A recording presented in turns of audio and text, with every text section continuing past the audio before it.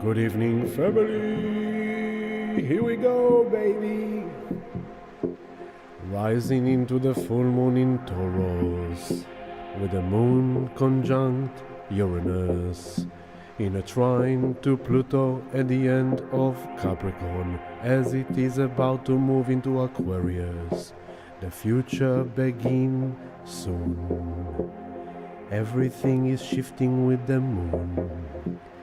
Get together around the sacred fire.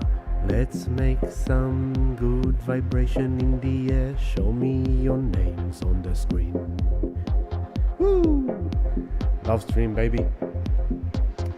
Here we are for a love stream. This is Yonef starting our love stream with ambient dub techno mix. I needed some nice kind of grounding earthy vibe. And here I am coming at you. Woo! Some fun vibe, some dub, some roots. Digging the ground. Full moon in Taurus, baby. Show me your name on the screen, family. Hello, Catherine. Yay, awesome. Who else is here?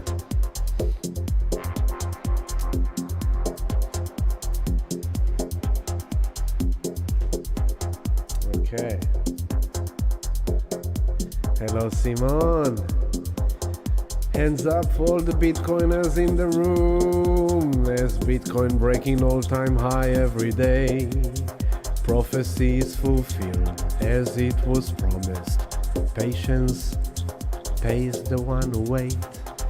This is the week of Saturn station in direct.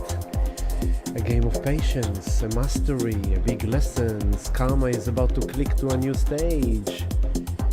So yeah, lots for us to share today. Off we go. Catherine, yes, off we go. Exactly, excitement in the air, excitement in the air. Those who believed and those who waited are gaining the benefits. So, good to be with you here today again, family, in preparation for the full moon in Taurus, which is happening on Friday.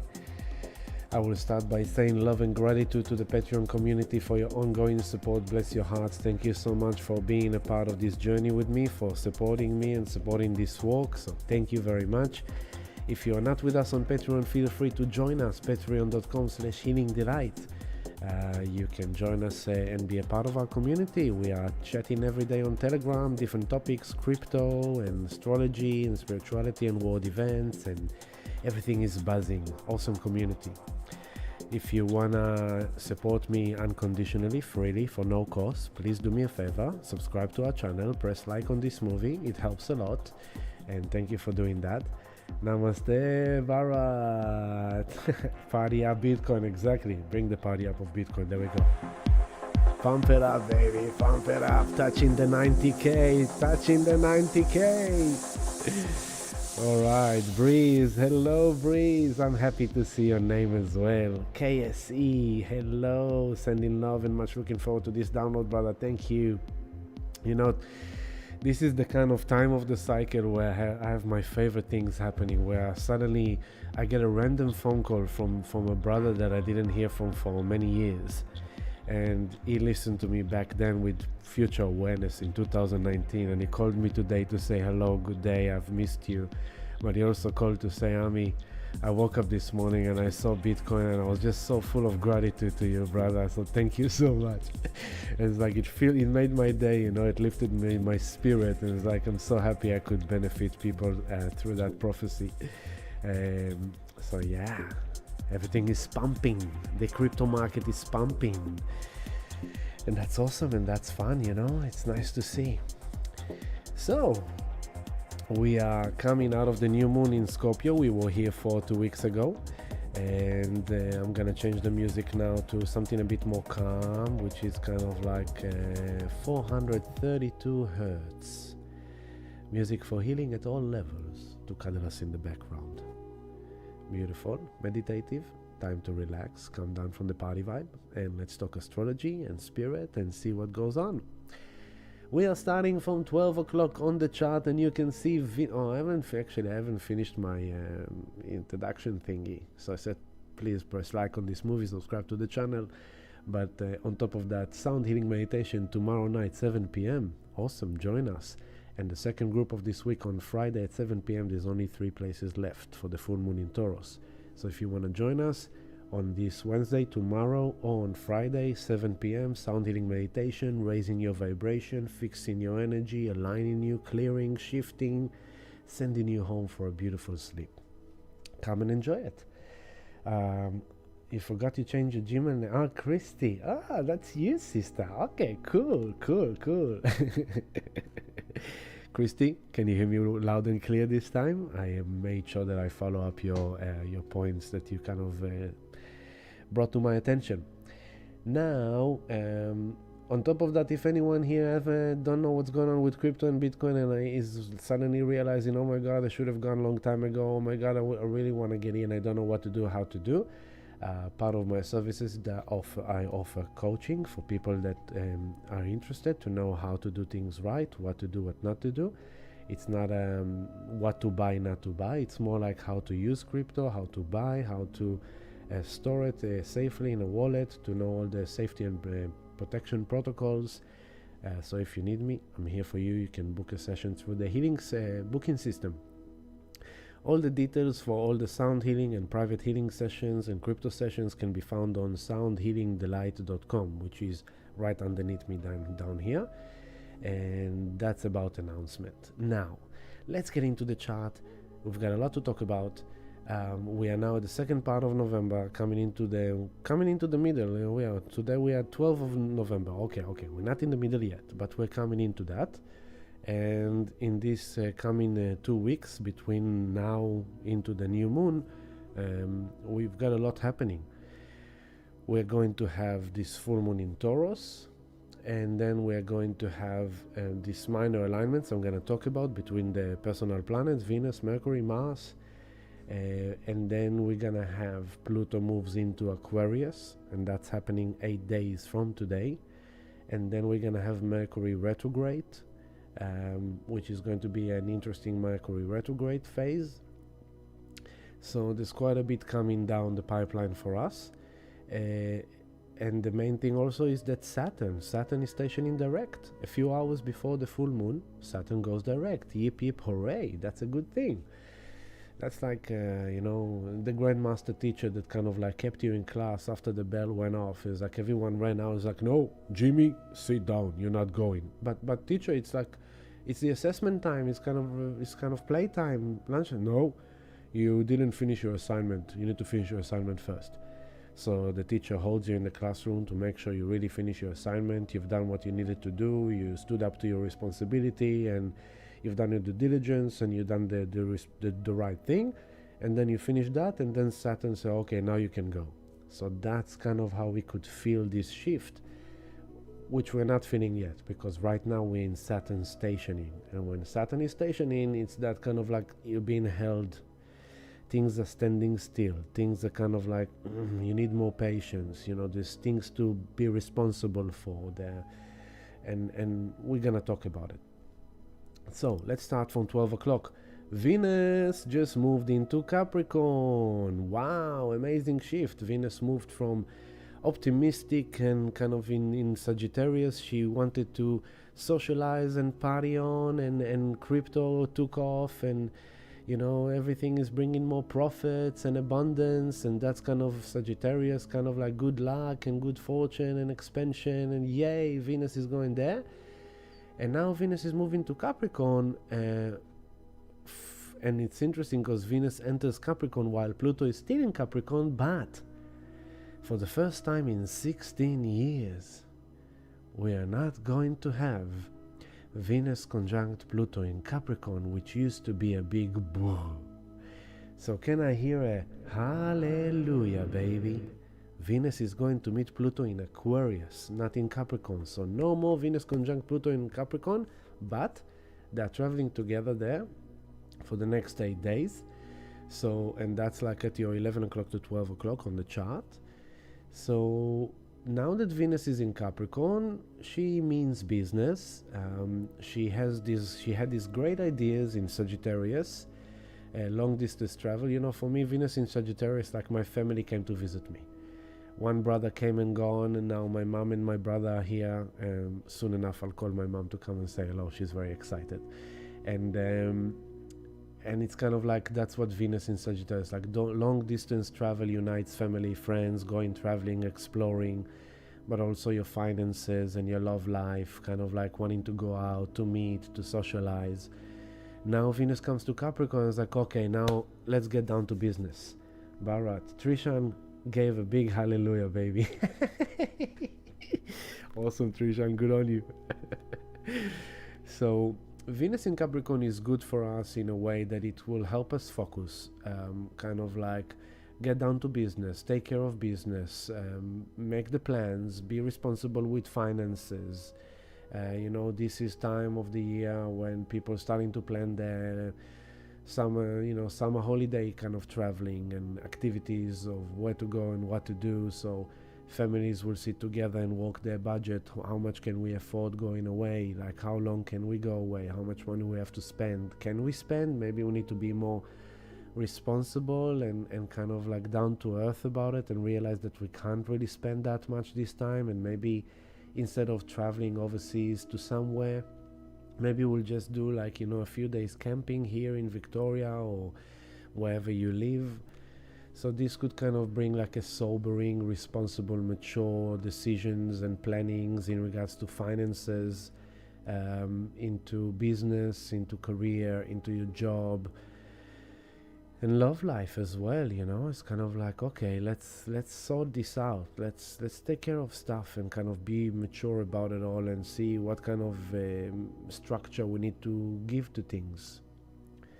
And it's interesting, Venus moved to Capricorn while Saturn is stationed in direct. Saturn is the ruler of Capricorn. So Venus and Pluto at both the beginning and the end of Capricorn, it's kind of like, whoa, things are happening in the financial world, things are happening in relationships, things are happening in health, in values. Values is a big topic, values, belief system, because we have Jupiter retrograde in Gemini at your 6 o'clock, and we have Mercury in Sagittarius. So Mercury is in the home of Jupiter while Jupiter is in the home of Mercury, and they are both slowly closing on in opposition to each other.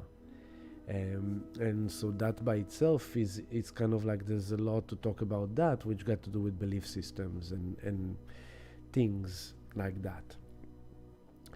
So I'm already giving you kind of bits and pieces, but Venus 12 o'clock 00 Capricorn just moved into Capricorn. Next to her, Mercury on the 12th degree of Sagittarius. So Mercury trades, bartering, communication, learning, research, downloading information, talking, communicating, social media. In Sagittarius, learning new things, kind of exploring new knowledge, new teachings, maybe something kind of is coming up for you in your life and you want to understand it on a deeper, bigger level. So you're reading some scripts around it. Maybe, today I saw a message in our chat room that someone is waking up at 3 a.m. every night. So she said it might be my liver, my lungs. So it's kind of like Mercury in Sag. Okay, let's go and explore the internet and see what can I learn about 3 a.m. and what can I do in order to help it and things like that.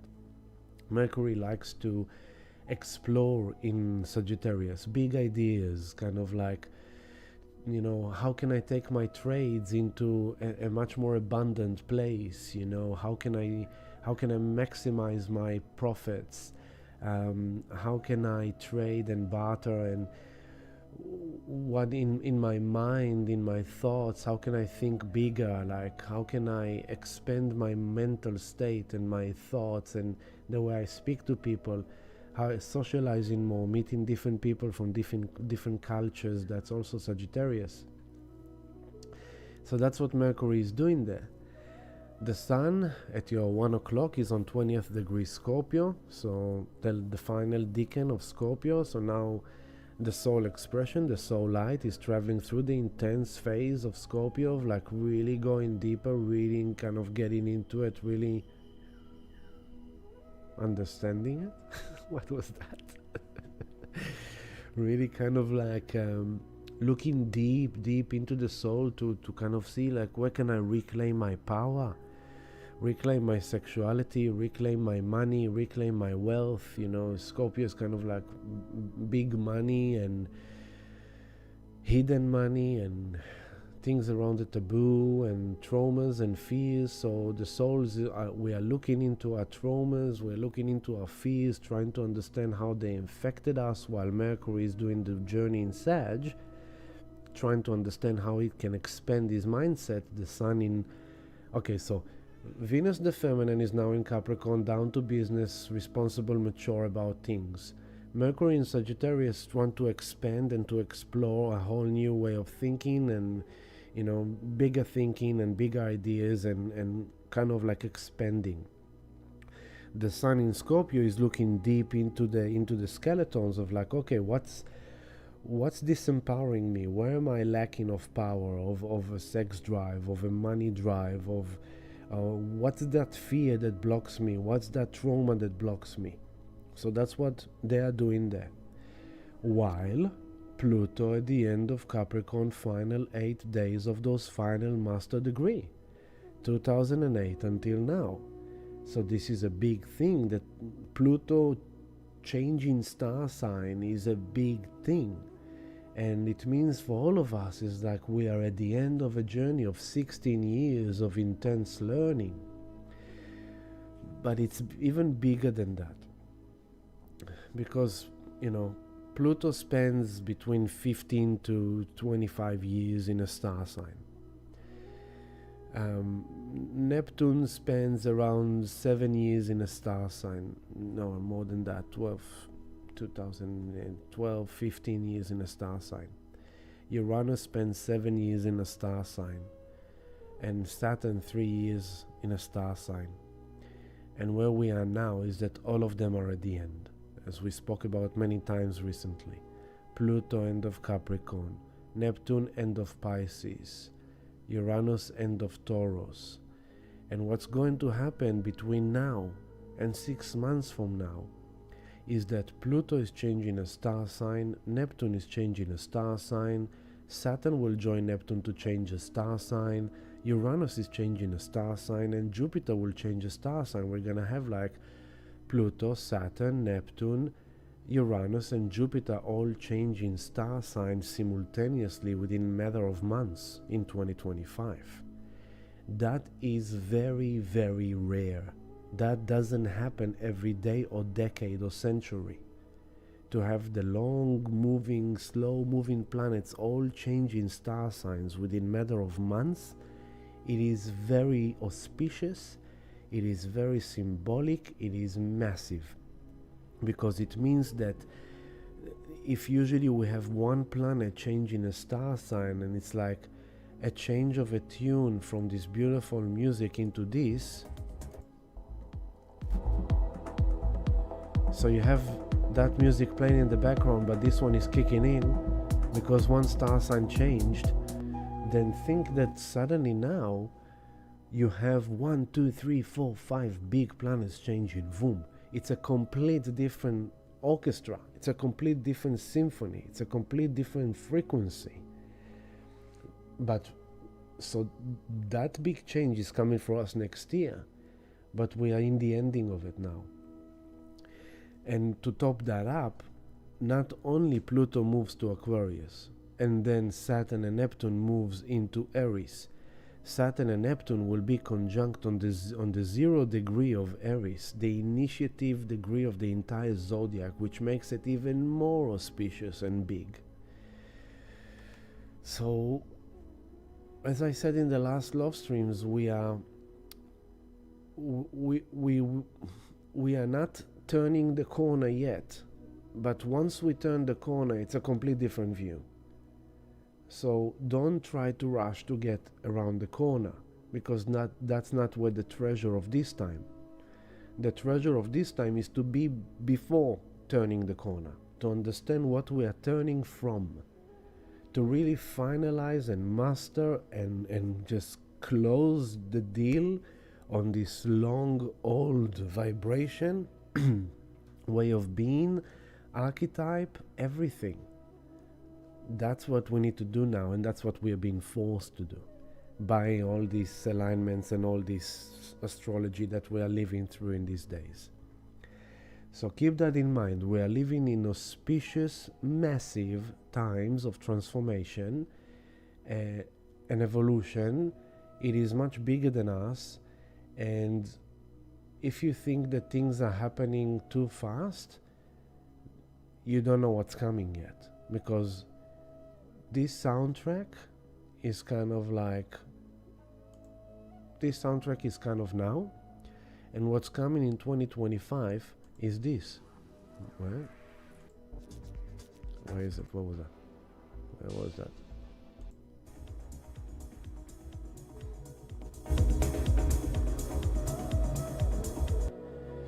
"2025 is going to be super fast. Everything moves boom into the future. Pluto in Aquarius, future, boom. Saturn and Neptune, 0 degree of Aries, boom. A whole new structure, a whole new dream, a whole new revelation, boom. Uranus moves to Gemini, a whole new way of thinking, like swap, poof. That's next year, yeah. Uranus moves to Gemini. It's literally that meme of like. Poof. Jupiter moves to Cancer. Wow, lots of home, lots of water, lots of emotions. A whole different tune. So we'll get there next year. For now, let's talk about what we need to know now. Shalom Dana, and hello Jules, and hello Bethany. Bethany gave us a dot. Thank you for the dot, Bethany. So, Juno, 3rd degree of Scorpio on your 2 o'clock in the chart. On your 3 o'clock, we've got the South Node in Libra on the 5th degree and 49 minutes. Black Moon Lilith is next to it.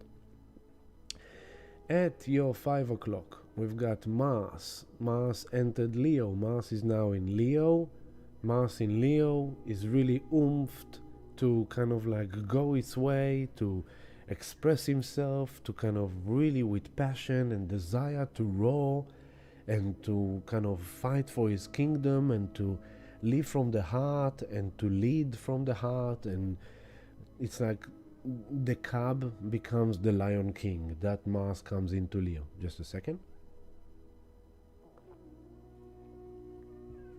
Now, Jupiter 6 o'clock, 19 degrees of Gemini, retrograde. Uranus 25th degree of Taurus, retrograde. Aries 24 degree of Aries, retrograde. Chiron 19 degrees of Aries now, retrograde. The north node of the moon 5 degree 49 of Aries, and the moon just entered Aries a few hours ago on the 1st degree of Aries. Neptune 27 degree of Pisces, retrograde, and Saturn stationing direct on the 12th degree of Pisces. Just a second.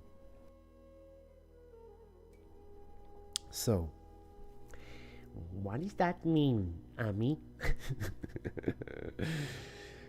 So Venus we kind of touched base with. Mercury we touched base with. The Sun we did. Now Mars in Leo we did. But Mars in Leo, even though he wants to kind of go and like roar, he's like, yeah, like desire and passion and like, yeah, courage and bravery. He's like, I am the lion, I'm gonna sing my song, I'm gonna shine my light, I'm gonna live from the heart. It's like, yeah, out there, going out there. It's like, hey everyone, how you doing, I'm Mars in Leo, man, yeah. But it's slowing down toward its retrograde. So it's not in its full kind of oomph of like, it's touching base with Leo to kind of say like, I wanna live from the heart. I want to be in my heart. I want to be a love warrior. I want to sing my song. I want to be loved like a king, and I want to love like a king or a queen if you're a woman. It's the same thing, you know what I mean? I don't mind speaking up and being seen and being heard and shining in my light and kind of doing what I need to do in order to create my kingdom. But Mars is not kind of going and achieving that. He's only kind of touching base with that to kind of suss his heart and understand what his heart wants, because he's slowing down, and soon enough he will go retrograde back into Cancer. and he will only be back here in April of next year. So it's kind of a taste of Leo, and now we're gonna have a lot of Cancer after this, after the retrograde starts, and we're gonna touch base with Leo only in April next year.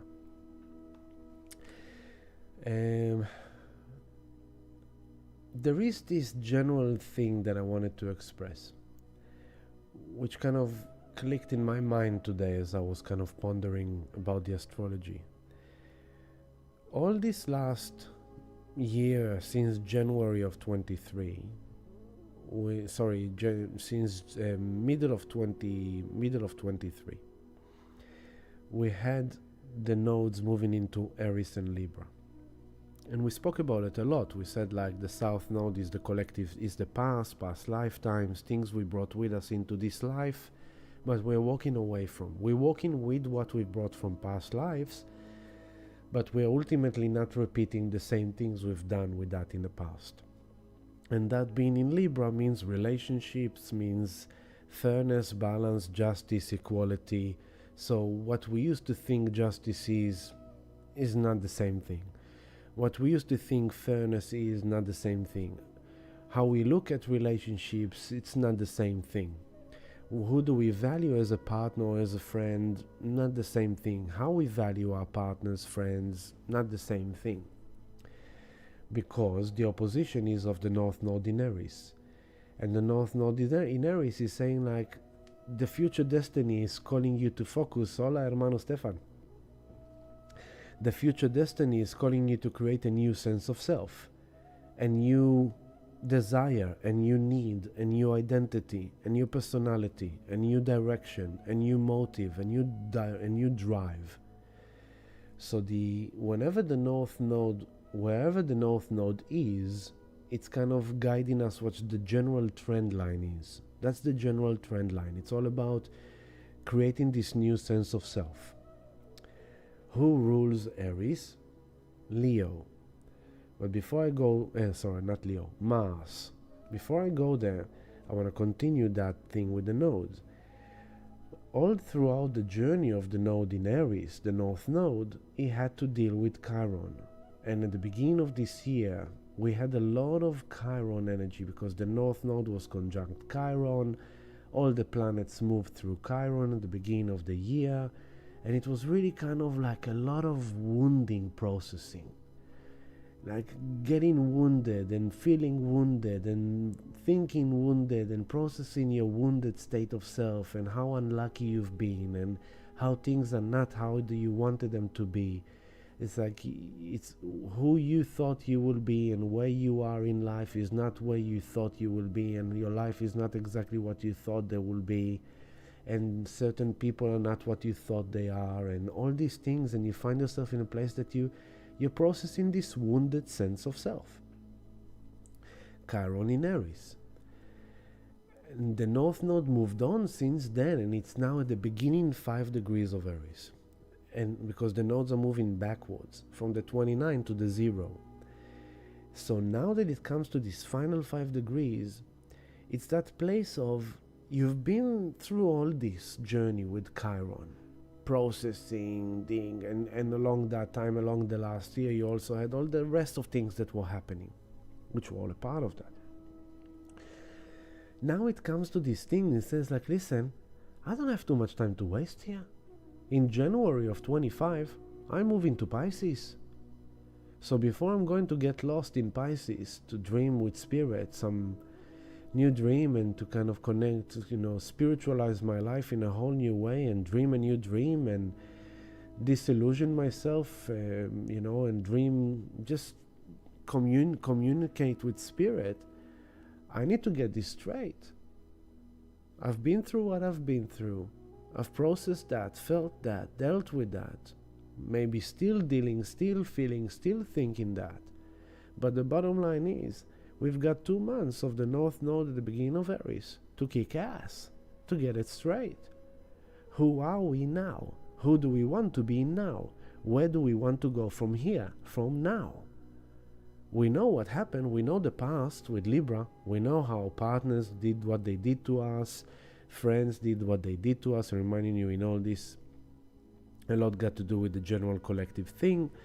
So we know how they treated us. We know what we've learned from past relationships. We've been through these karmic things, justice system, fairness, law, regulations. Okay, what am I doing with that now? Who am I now? What is the new self that is emerging and has this calling to create itself now? And I'm just gonna skip it forward really quickly. I'll go to January to see the exact date. There it is, very close. Almost exactly 2 months. 2 months exactly. On the 11th of January. On the 11th of January, 111, the North Node on your 9 o'clock will move into Pisces. So we've got 2 months, as I said. 2 months. It's kind of like, come on, where do you want to go? Who are you now? Who do you want to become?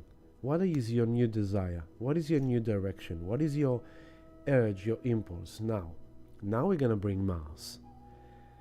It's all interconnected, of course. So that's the walk of the nodes, and the North Node is in Aries. Now comes Mars, the ruler of Aries, and it goes from this Cancer into Leo, to help the North Node really assimilate its new identity, its new motive, its new drive. Remember what I said about Mars in Leo. I want to create my new kingdom. I want to live from the heart. I want to live from love. I want to shine and sing and be seen and be heard and be loved the way I deserve to be loved and love the way I deserve to love. And I want to be happy. I want to have a good life. I want to shine. It's like Leo. It's extravaganza of like, it's the best party in town. It's like 100K Bitcoin parties on New Year's Eve. It's like, right? It's like you are now driving in your car today, blasting some heavy hip-hop song like a gangster because Bitcoin is kissing the $89,000 US in the morning, and you woke up like a gangster saying like, I got this right, man. Mars in Leo. So Mars is saying to the North Node, now pay attention. Mars is now on the 2nd degree of Leo, on your 5 o'clock. It's in a trine to the North Node and the Moon. So now, right now, the Moon is on 1 degree 54 minutes, or very soon it will move to the 2nd degree. So while we're doing this love stream, the Moon conjunct North Node in Aries. We are feeling fiery emotions about this future calling self. And it's in a trine to Mars in Leo, a trine beneficial, flow, harmonious, awesome. Something is working out here. So there is this identification process here. Mars in Leo is absolutely action for identification. What kind of a king am I? What kind of a lion I am? What's my new song? What's my new show? What's my new vibe? What's my new heart? Identification. So this is very beautiful process that is happening. And now that Venus entered Capricorn, Venus in Capricorn is quincunx in Mars. You can see from 12 o'clock to 5 o'clock there is this green line. It's a quincunx, and a quincunx is an annoyance. Mars in Capricorn, Mars in Leo is kind of saying, okay, I am the king, I deserve to live like a king, you know, I want to be royal, I want to be great. But Venus in Capricorn says like, okay, but with all the respect, masculine warrior that wants to be the king, we need to make a plan, and we need to get down to business and actually be responsible about this. Like, how are we going to make it happen? So it's kind of like the husband comes back from work and is like, hey babe, I'm back. And he's like pumped up with his muscles because he lifted, like, you know, tradie kind of come home. He's like, hey baby, how you doing, baby? Give me a kiss. It's macho, you know, Leo. And it's like, hey baby, I've decided this summer holiday we're taking the kids and we're going to Kathmandu. And Venus in Capricorn is like, honey, she just came from Sagittarius, like they were talking about a few days ago. So it's like, yeah, maybe we should go and travel with the kids, you know, take the kids overseas. Yeah, that's a good idea. So then the husband went to work. In the meantime, Venus kicked into Capricorn. She started the day prepare the kids for school, dress them up, make their lunch, send them to lunch while the husband is at work, like with his mates, like, hey mate, how you doing, mate? Yeah, mate, yeah. Pump it up, kind of like, hey mate, Bitcoin is 90k, Bitcoin, yeah, man, yeah, we're rocking it, yeah, man. He comes home, he's like, hey, wifey, pack the suitcases, Bitcoin is in the 90k, we are going to Kathmandu with the kids for summer holiday. And the wife goes like, honey, that sounds lovely. And it's like, I know we spoke about it and we thought, wow, it's going to be a good idea. And it's like, oh, it will be so lovely to go and travel. But I don't know how to say this to you. We have massive debts. We haven't paid the mortgage for a few months. Don't worry, honey, we've got Bitcoin, man. Don't worry. It's like, no, seriously, honey. It's like, we need to pay the mortgage. We have like the credit cards, you know, we kind of being slack a bit, so we kind of really need to get into. I don't think we can afford going overseas this year. That's what the Venus in Capricorn is doing to Mars in Leo. It's kind of like, just a second there, big shot. We need to get down to business and sort this out. How are you going to do this if you want to create this kingdom? So Mars is saying to the North Node, is like, hey, don't worry, I'm working with you. We're going to identify this and we're going to make this happen. We'll use Venus in Capricorn to get down to business and make a plan and be responsible about it all and really focus and kind of like make the dream come true. But don't let yourself get wounded by what Venus is saying in Capricorn, that we have debts that we need to pay and all this. Don't worry, Bitcoin is in the 90k, baby. So the North Node in Aries goes like, Bitcoin is in the 90k, yeah, soon it's gonna be 100k and then 150k and then 200k. It's like, oh my god. The North Node in Aries is starting to feel that new essence of like, wow, I really made it for myself this time. And that's just one hypothetical scenario with the Bitcoin, right? Because it's a hot topic right now. So that's the game between Venus in Capricorn to Mars in Leo to the North Node in Aries. On top of that, after all I just said now, what's more happening in the background is that Mercury in Sagittarius is kind of saying like, yeah, traveling overseas sounds like a great idea. Yeah, let's go and explore a whole new country we've never been in. Yeah, I really feel that, oh my god, yeah, I've got this great idea. Maybe while we're doing Kathmandu, we'll do a special retreat and we'll do this and we'll do that. Like Mercury is going with these big ideas and expanding. It's like, yeah, we should do that too and we should do that too. But it's building an opposition to Jupiter in Gemini that goes retrograde. So it's like, I don't know. I have all this belief system and all this kind of like thinking. It's like, the way I'm thinking is not really supporting the new self that wants to emerge. Like, on one way I want to expand and to be abundant and to think like bigger and to see the future in a positive light, but there's all these narratives in my mind and all these dialogues and all this communication. My environment maybe is not really promoting that or supporting that. Maybe where I live, maybe my friends, you know, because South Node in Libra, ending old friendships, old relationship, new moon in Aries, becoming something new. So Jupiter in Gemini is looking into the local environment and saying like, things need to change if I want to expand. So Jupiter retrograde in Mercury is kind of like re-examining the belief system, the environment, the home, the car, the transportation, the communication, the idea. Okay, I wanna work remotely and travel the world. Okay, great, that's a great idea, but the way I'm planning it is restricting me, or the way I'm thinking about it is restricting me. That doesn't allow me to expand as much as I want to. So that's the journey of Jupiter retrograde in Gemini. Now Mercury kicked into Sagittarius, the home of Jupiter, and is coming to oppose it. So this is kind of like really kind of like can be mental overwhelm, can be like a lot of information, a lot of big ideas, a lot of great thinking, but also hitting like limited beliefs and limited thoughts and details in the environment that are kind of like not really supporting that expansion, and that's confusing, and that's supporting the processing of the belief system that is another layer of what the nodes are doing in Libra Aries. That's what I'm trying to bring it all together for you. that the North Node in Aries, South Node in Libra for the final 2 months is working together with the fact that Mars is now in Leo and Venus is now in Capricorn, quincunx Mars, and now Mercury comes to oppose Jupiter, and it's all this mishmash soup that's trying to help us, although it's challenging us, is trying to help us to assimilate the new self-identity. We don't feel it yet, we don't see it yet, we don't sense it yet, but it's in the making, in the background.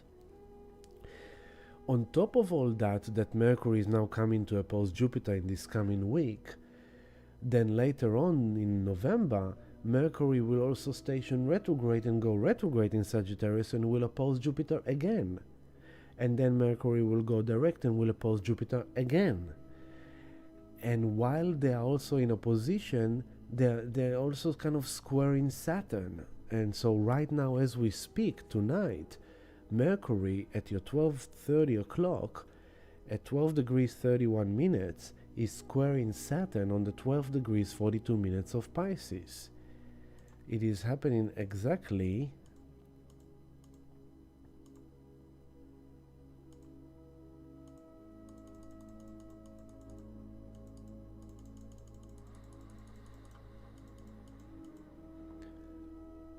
tonight at 21 minutes past midnight. So we are feeling it now. So what is Mercury square Saturn? Okay, so here you are, Ami. You're speaking astrology to the people. You're opening their mind and giving them the teaching of the universe and the cosmos and the bigger picture. But Ami, also make sure you're doing it in a responsible way. Square to Saturn. Saturn saying, hey, watch your words, make sure you speak properly, make sure you express really what needs to be expressed, be responsible with your words. If you are doing any legalities, contracts, or major life decisions, take your time to make sure that you're doing it properly. Don't be hazy, Pisces. Saturn is in Pisces. Don't trade crypto while you drink alcohol. Classic. You're drunk and you sit in the pub and go like, okay, let's just trade a bit. And you're doing silly things because you're not focused. So this is kind of like harsh lessons. It's like, hey, liquidated. Why liquidated? You went into a trade without proper planning. You were off your head or stoned or drunk or whatever. And you kind of did things without really thinking it through. And although it's painful, it's a lesson you need to learn, not to do it again.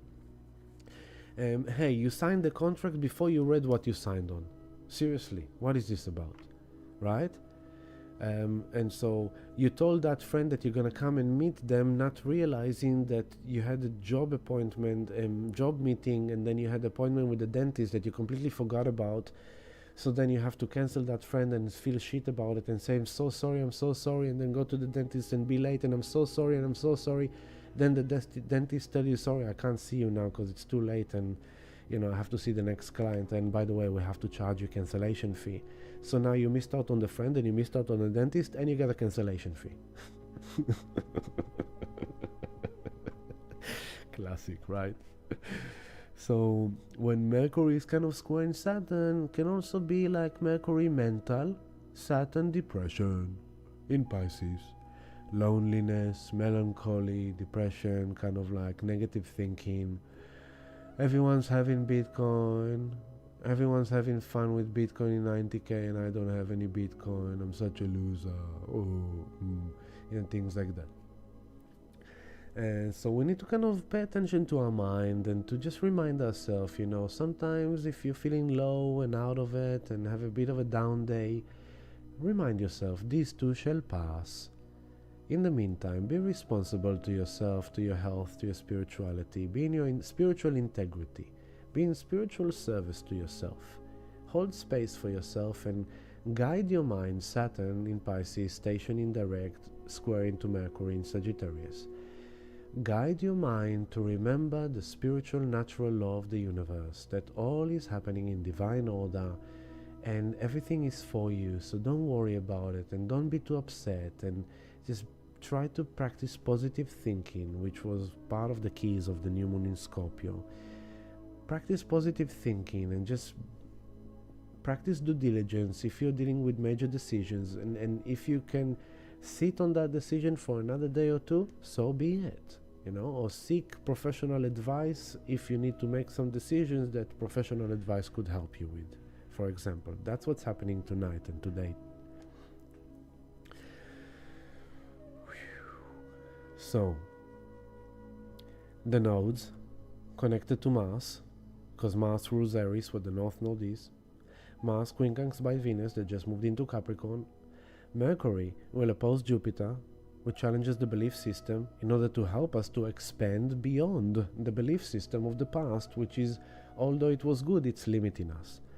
Maybe because of everything that happened to us in the last 4 or 5 years, we all developed kind of like thinkings, feelings of being wounded, it's like by the whole situation. We lost businesses, we lost friendships, we lost faith and trust in some people, in some systems, in, all these things, and it might have supported us developing some negative outlook on life or negative outlook on people and things like that. But Mars comes to Leo and is like, you know what, I really want to connect with people. I wanna live from the heart. I wanna be out there again. And it's like the North Node in Aries, yeah, I wanna become something new. I wanna take myself to the next level. And it's like, yeah, it's all yeah, but it's kind of like, but why is everything kind of like, because Saturn is stationing. When Saturn stations, it's like the teacher holding you back in the classroom until you finish your assignment, until you learn the lesson. Now, why is it auspicious stationing? Saturn is the ruler of Capricorn. Who is in Capricorn? Pluto, for the final 8 days. So Saturn is kind of saying like, Pluto is in my home, creating the final demolition, destruction, breakdown of the past structure, character, testing you to the limits, testing you to the max, like on the deepest level, on the most intense level. We are all being tested. Pluto in Capricorn at the end. Exposing any lack of integrity, lies, secrets, abuse of power, abuse of money, abuse of sex, lack of integrity. It's exposing it to us, within us and within other people. We may be facing forces of evolution beyond our control that are changing our life, and we can't do anything about it. There's just immense pressure. Pluto in Capricorn. But it's the final 8 days. And as part of these final 8 days, we've got now Wednesday, Thursday, Friday, 3 more days out of these 8 days of Saturn stationing direct. And for 3 days after, Saturn is still going to be at the same place because he's stationing direct. He's going direct on Friday, but it doesn't mean that it goes like, okay, I'm out of here, bye, boom. No. It's a sailing ship slowly turning. It takes a while to turn like a cargo ship. Think like a cargo ship, massive ship with containers on it, right? It doesn't just chuck a Yui. It takes a long time to turn in the water. It's in Pisces. So it's a classic example. It's a cargo ship it sailed out of the bay at the beginning of the year. Saturn moved into Pisces. It sailed out of the bay, and then on the 30th of June of this year, it kind of, as it was leaving the port, suddenly the control room called the ships like, oh, whoa, pull it back, come back, you forgot a few containers here, then these containers must be on the ship. So the ship turned around and came to the port and stacked on the containers, and now the ship is getting ready to sail again. But it takes time for the ship to gain its momentum. So, what does that mean, Ami? It means that in these coming 8 days, we really need to show up in our mastery with loads of patience, loads of responsibility, loads of due diligence, loads of maturity, loads of I have learned this lesson, I got this karma, I have realized and experienced through all my challenges and tribulations, everything about this, and I am not repeating the same patterns. I am changing. We are changing. The world is changing. Everything is changing on a fundamental, deep level. So we want to make sure that we are really sitting in these grand master exams of the universe saying like, I'm ready. I was born for this. I was born ready, and as soon as I was ready, I was born. And so this is kind of like, this is a week of like, hey, we are learning a big lesson. Something important is being learned here that will help us create the new sense of self and will cut the cords to the past. So let's not rush anywhere. Let's just trust the divine flow, and let's be in sync with the universe and understand that it's all in divine order, it's all in divine plan, everything that happened to us and is happening to us, and allow ourselves to challenge our belief system, to see where we can alter and change the belief system, the way we speak, the way we communicate. Because ultimately it's what we believe. What is our belief system? What is this belief? You know, along my life there were many things I believed in, and they were total reality when I believed in them. But once I believed in something new because my knowledge expanded to a new higher level, what I used to believe in was no longer valid, but when I believed in it, it was 100% valid. And so a belief is something we assimilate as a guideline of life, as a value, as an archetype of that's what I identify with, that's what I resonate with, therefore that's how I tune my reality perception to be by. And it serves us to a certain degree until comes a time that it served us to the max, and we need to change and alter the belief in order to experience a whole new reality. And I've tested this in my flesh and blood in my life many times before. I literally experimented with belief systems, and every time I changed my belief system, my experiences were completely different. And so this is kind of like, okay, let's look at it not as like, what a bummer, Mercury opposed Jupiter square Saturn, boo. No, it's kind of like, okay, let me look into my mind. Let me look into how I speak, into the things I say.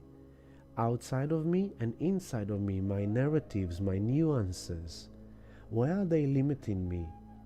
Where are they emphasizing the past things that happened to me that made me feel wounded and da-da-da-da-da?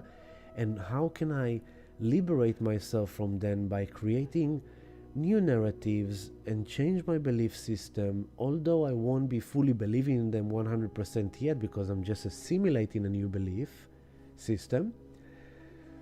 I want ultimately to examine my belief system so I can alter it, change it, so it will allow me to expand my environment, my interactions with people, my mind, my mental health, my everything that I do, right? Things that are happening in that sense. All these, it's already 8:50, all these, and there is much more to talk about that I haven't even got to yet, but it's all valid. Now, reminding you the other thing we said in the last few love streams, that along all these journeys of all the alignments, there is the big universal support holding space in the background. Pluto sextile Neptune, Neptune sextile Uranus, while Uranus trine Pluto. So that's this beautiful triangle that is happening between the big outer planets. They're saying like, stop worrying about it. We got you. This is bigger than you. You have no idea where we are taking humanity. We have no idea where we're taking planet Earth. You have no idea where we're taking you. You might think you know, but believe us, you don't know anything yet. So just stop freaking out and just follow the process. Do whatever needs to be done. Pluto in Capricorn, show up to work and do whatever needs to be done. Your reward will come. Your karma will come. Saturn station direct Pluto at the end of Capricorn is like the end of the karma. It's like literally like Saturn in Pisces is dissolving, ending, letting go of karma, of spiritual karma of the past. So this belief system could also relate very much to your spirituality, to your religious bringing, and to the way you perceive spirit, God, and everything got to do with spirituality. because Mercury square Saturn. What is that? Sagittarius, natural law, higher knowledge, philosophy, higher teachings, cosmos. Pisces, spirituality. So it's kind of like, how is this new belief system, is it in integrity with your spirituality? And how is your spiritual integrity can help you, and your spirituality can help you guide your mind to develop a new philosophy, a new way of thinking about it, based on the spiritual knowing that you already have in your spiritual guidance. So they are in a bit of a friction. It's kind of like things are kind of like, but is it in integrity with my spirit? Is it like, it's like, I remember when I was young, when you grow up on the Old Testament, you've been taught not to read the New Testament. The New Testament, don't get near that. And I remember that when I challenged myself to dare to read the New Testament, I was shaking. I was like, oh my God, I'm reading the New Testament. I was always told not to read the New Testament. I was like, fuck it, I want to know what's in the New Testament. I want to see what Jesus was all about. And I read it, and I'm reading it, and then the shaking faded away, and the anxiety faded away, and I'm reading it, and suddenly I remember that moment. I went like, what the fuck? What did I scare people about this New Testament and Jesus and stuff, when everything here is pretty much in the same alignment, and it's all about unconditional love and loving another? And I was like, wow. So that's a good example for Mercury in Sagittarius, squaring Saturn in Pisces, like philosophical challenge to a spiritual belief that kind of may create fiction but will help it expand. And that's a part of it, that's a part of it. So let's move on to the next thing. So right now we've got we said Mercury, and by the way, yesterday was happy 11/11. Hopefully you get some good messages, good alignments on that day. 11/11/11. That was 13 years ago is when I did my big concert, Harmonious Gathering. It's amazing how quickly the time went. So Mercury square Saturn. And then comes the full moon. So now we're going to go straight to the full moon. Oh, and also remember, through all this time, the other thing that relates to Aries, Chiron, North Node is that it's been going for a while now. I said it to you in the last couple of love streams. Jupiter in Gemini at your 6 o'clock is in an ongoing sextile to Chiron. And I told you back then, it's like Master Yoda and the Guru, the Master Healer and the Master of Knowledge are both sitting in a satsang, and you are in an ashram with them, and they are kind of delivering to you this wisdom and realizations and understandings about your journey of healing, about why you got wounded in such way, and why were these wounds kind of given to you, and what are you learning through them, and what's the wisdom you are gaining from them. And so there is a big healing on top of the opposition. It's amazing how it's all interconnected. On top of the opposition of Mercury to Jupiter and the way they square Saturn, Chiron is sextile Jupiter, and it's kind of all that challenge of belief system and all that is supporting the healing of the wounded self that will promote the emergence of the new sense of self of the North Node at the beginning degrees of Aries for 2 more months. Quite awesome. Very awesome, even, I will say. On top of that is Mars in Leo also, as he travels through Leo through the first degrees, is also closing in on top of the trine to the North Node, is also sextile the South Node. So his actions in Leo are supporting the release of the past, of Libra, of all those things. Stefan, completely on point with what I'm experiencing. I'm on Webjet now. Okay, now listen up. Attention! Anyone who's planning overseas travel on summer holiday, I just want you to know that it's going to be quite uncomfortable and quite subjected to surprises and lots of delays and all kind of things, because Mercury is going to be retrograde in Sagittarius, the place of long distance travel, and it's going to be in opposition to Jupiter 3 times, which is the planet, the true Sagittarius, long distance travel and holiday, and I want to have fun and I want to go away and and they're square in Saturn, which is restrictions, delays, hiccup, things. Bottom line, good luck to anyone who's planning kind of like summer holidays. I'm not saying don't plan it, I'm not saying don't go away, I'm just saying always have a plan B, just in case. And if you book yourself an Airbnb, make sure you really booked yourself the same Airbnb that you wanted to book. Yeah, it's not gonna be the greatest flow for traveling on holidays. Sorry, I'm just the weatherman, but it is what it is. It also means, local travel as well, involve Mercury, Jupiter in Gemini. So in general, all subject of trading and business, bartering and traveling and holiday planning and all that, it's going to be a bit kind of jiggering kind of journey, put it like that. Things can happen, shit can happen, basically. D. Lennon, hello beautiful D. Lennon, and hello Kate, better late than never, baby. Yeah, that's right. So the next point that we're going into is the full moon. Let's go into the full moon. Also tomorrow we are meditating sound healing on Wednesday at 7 p.m. There we go.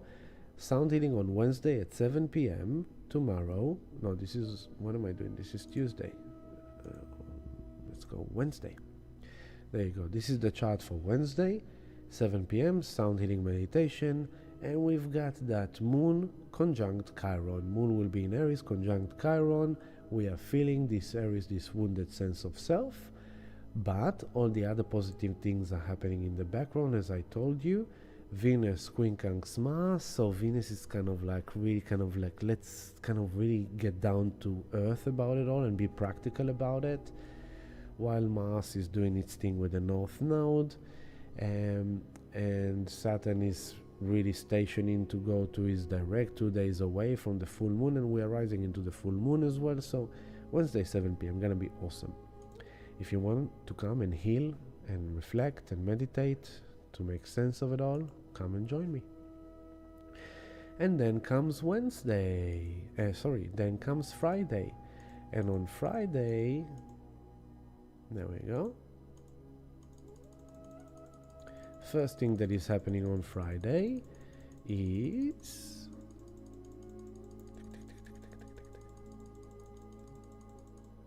sorry, I moved too far. What am I doing? Okay, so also reminding you, if Mercury is going retrograde on the 26th of November, then it means that you've got 2 weeks from now to back up your computers, to fix your car, to take care of details of business, to plan properly, and da-da-da-da.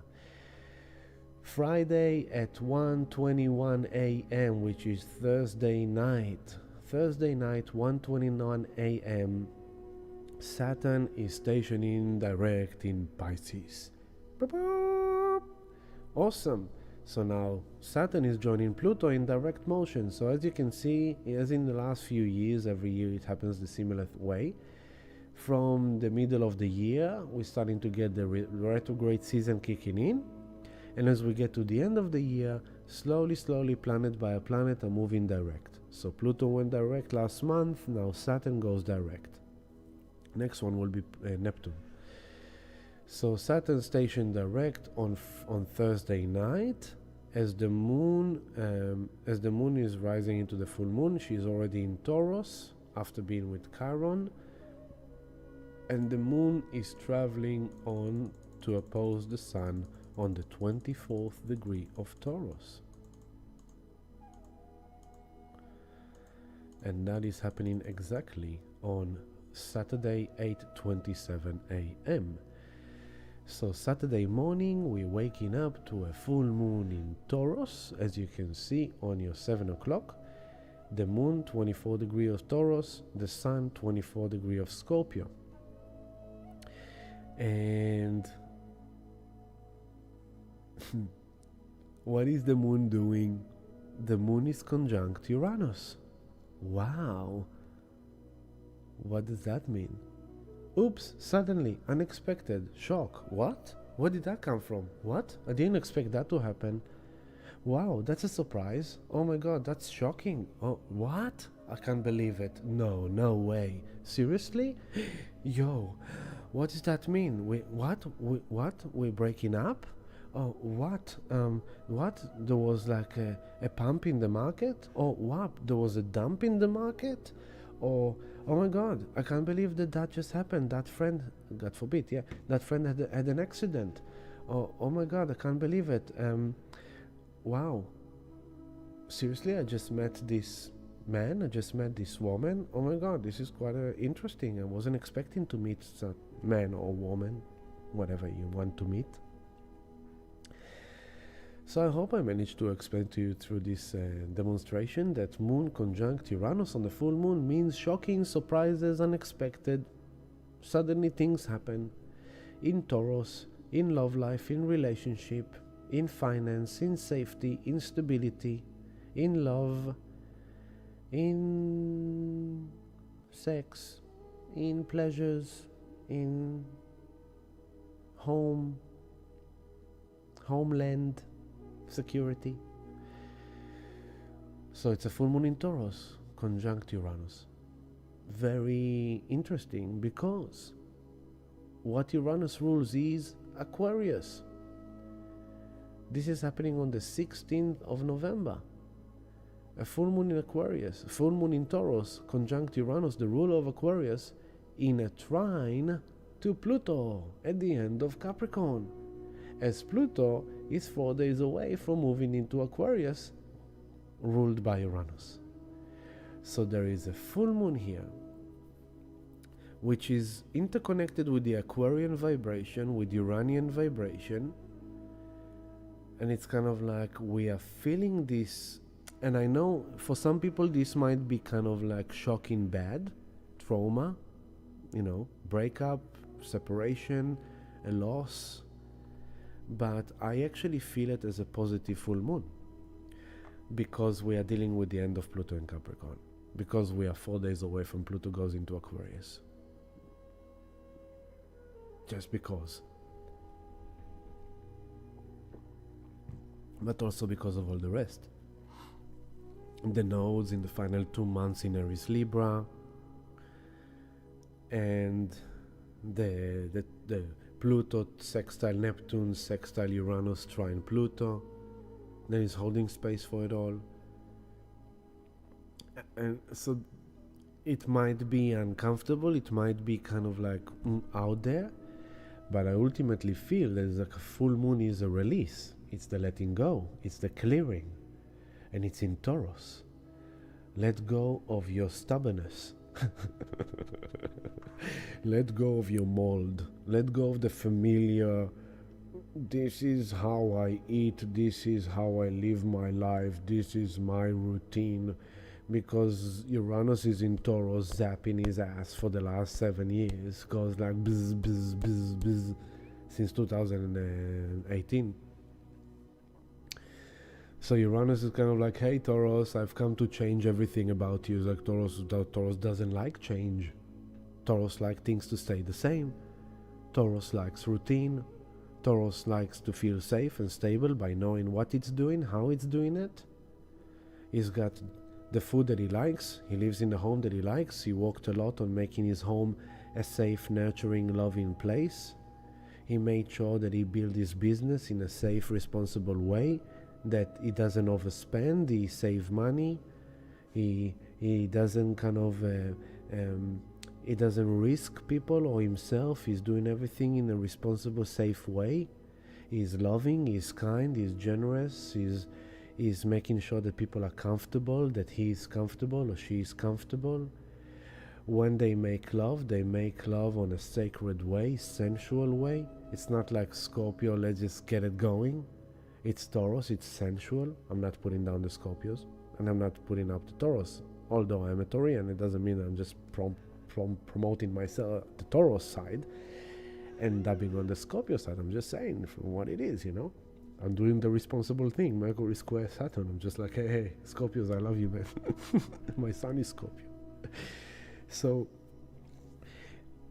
So with Uranus, it's kind of like releasing and letting go, breaking free, reinventing, invigorating, out of the box, out of nowhere. Something happened that changes things, changes a good feeling, or liberating, or breaking free, or something that just suddenly out of nowhere happens. Might be that because the sun in Scorpio, this is wealth and big money and investment schemes and corporate money, big money, it's like hidden money. And power is like, Scorpio is power, it's immense power, it's the power of transformation. And the sun is now on the 24th degree of Scorpio. It wants to transform, supporting the nodes concept in Aries, supporting the concept of Mercury really now 16 degrees of Sag, Jupiter 19 degrees, only 3 degrees, 2.5 degrees away from the opposition. They are in opposition. So there is this kind of like a tug of war of belief system. I believe this should be like that. I believe you should behave like that. Sun in Scorpio, intensity, intense dynamics of power, wanting to transform, wanting to evolve, wanting to kind of let this die and give the birth to this and transcend and, just like bond and kind of come together in a deep level with someone, for example. And the moon with Taurus is like out of nowhere, suddenly you meet someone that invigorates me. But when Uranus is involved, we need to be also mindful that it could come quickly and go quickly. So a feeling could come and just go. An experience would come and just go. Something just drop in to come and go. It's like a lightning strike. It's kind of like, it's like, oh my God, what was that about? That's Uranus. Something happens and it leaves you in this kind of like, what just happened? What was that about? What am I supposed to make out of this? And so the sun says to Taurus like, hey, Moon, you remember 2 weeks ago you made love to me here in Scorpio at the beginning initiative degree of Scorpio? Do you remember that? On the first degree of Scorpio? Let me take you there so you remember that. Let me take you 2 weeks back. There you go. There you go. Oops, too much. Sorry, not on the first degree, on the 9th degree. Okay? Don't be fuss on me now, okay? So, here it is. The moon, new moon in Scorpio on your 2 o'clock, the moon conjunct the sun on the 9th degree of Scorpio. That was on the 1st of November. We started November with a big bang, new moon in Scorpio. Mercury was at the end of Scorpio too. And Mercury was trine Mars, while Mars is now in Leo, right? There was a lot going on there. I'm not going there again if you want to listen to the love stream of 2 weeks ago. And now I'm going back now. And now comes this full moon. And so the sun is saying to the moon, hey babe, you remember you were here with me not long time ago? We said that we want to recreate ourselves. We said we want to rebirth ourselves. We said we want to transcend and take this to a whole new level, to reclaim our power and to reclaim our sexuality and to reclaim our money and to kind of come back into our oomph. You remember we said that we want to give birth to something new. You remember that? We want to mingle with someone new and bond together and kind of really interconnect on a deeper level by doing the deep work and the psychic work and facing fears and facing traumas. Remember we said that 2 weeks ago? Good. So now you're in Taurus and we're doing the full moon. You're in the opposition. So now I need to help me. I need you to help me, moon. I need you to help me to release feelings of unsafety, of insecurities. And Mars is in Leo after doing the whole emotional insecurity thing in Cancer in opposition to Pluto, remember? So the moon is now in Taurus. Is like, what is the feeling that I need to let go of that doesn't make me feel safe or stable or secure? What is this feeling that makes me feel that I'm lacking, that I'm not healthy, that I don't have a value, and that what can I let go of that I don't value anymore? Again, we're supporting the Mercury opposition to Jupiter. Value system, belief system need to change. So it's kind of like, what do I don't value anymore? How, and within me, how do I value me? And if I don't value me as much as I should value me, what do I need to release and let go so I can have more self-value, so I can have more self-resilience, rely on myself more, love myself more? What do I need to let go and release? And so Uranus is gonna go like, ta-da! That you need to let go of. You need to let go of that feeling that you're not beautiful. You need to let go of that feeling that you're not sexy. You need to let go of that feeling that you don't deserve to have abundance in your life. You need to let go of that feeling that you're not safe or stable because you don't have Bitcoin, because you're not rich, because you don't have a Porsche, because you don't have the sexy boyfriend or sexy husband or sexy wife.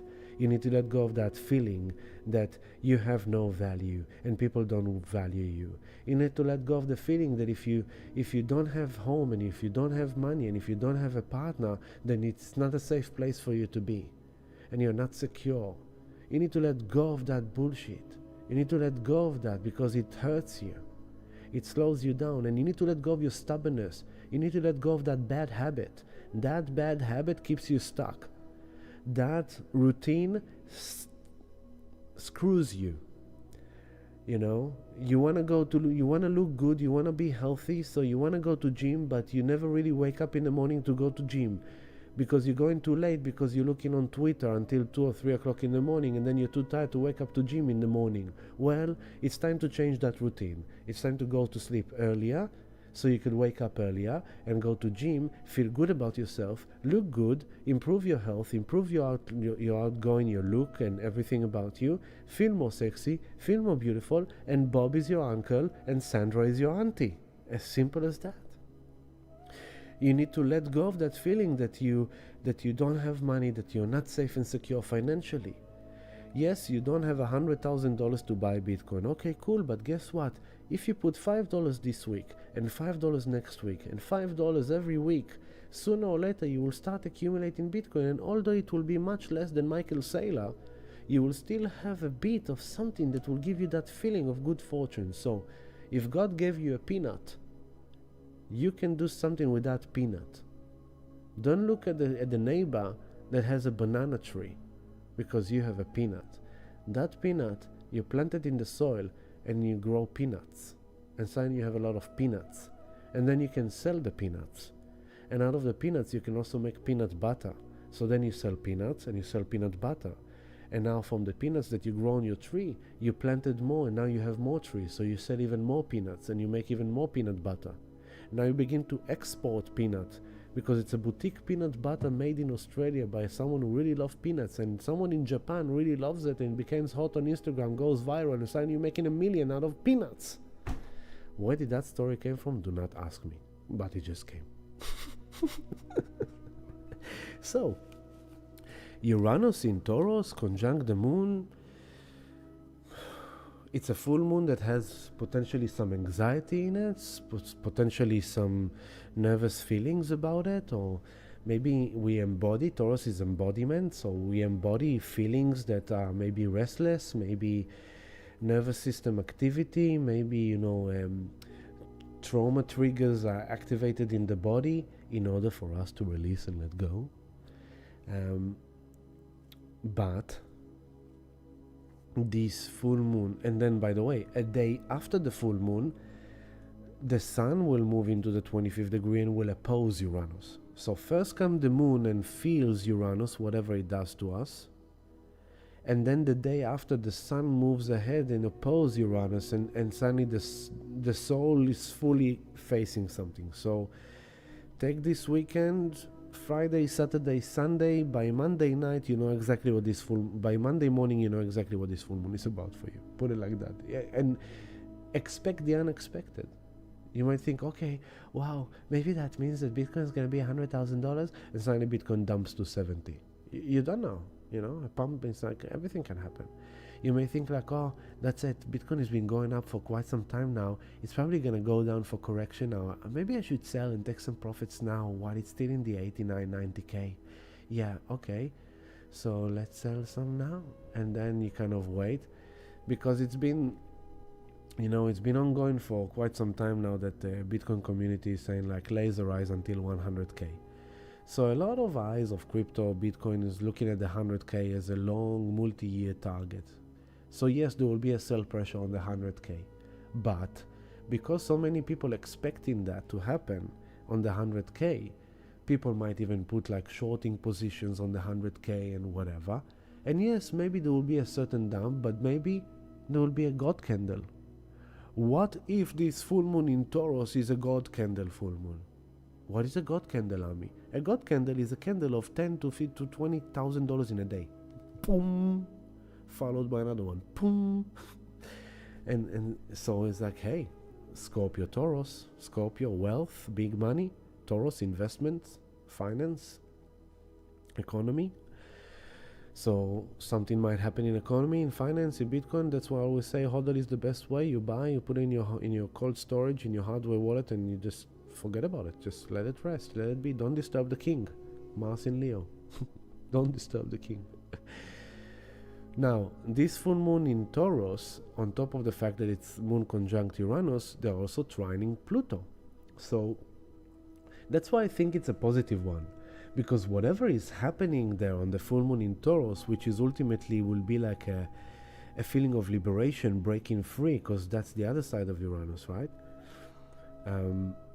It's trining whatever Pluto is doing at the end of Capricorn.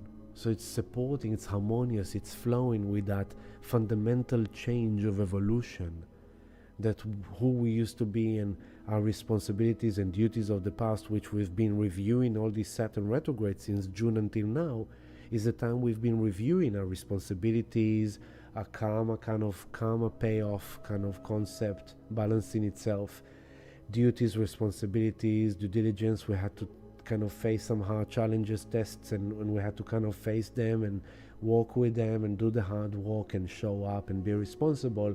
Here is Saturn stationing direct. Here is the full moon in Taurus, conjunct Uranus, liberation, truth. Uranus is also truth. Sudden unexpected truth bomb.